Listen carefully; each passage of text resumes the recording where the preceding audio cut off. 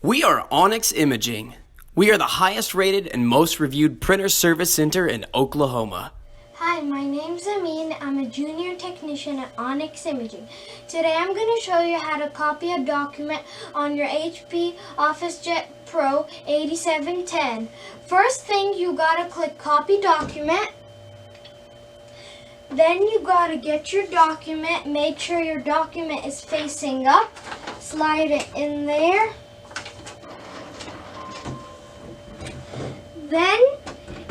Then you pick how much you want. This goes up all the way to 99. You can either start it in black or start it in color.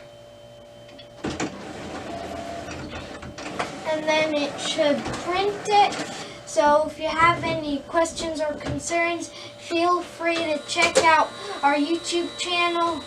If you can't find your answer there, feel free to call Onyx and they'll get you your answer. Thank you. Thank you for watching. If you're interested in how you can receive free labor on all of your service calls, as well as how to qualify for free printer upgrades, contact us today. We are here for all of your printer and office supply needs.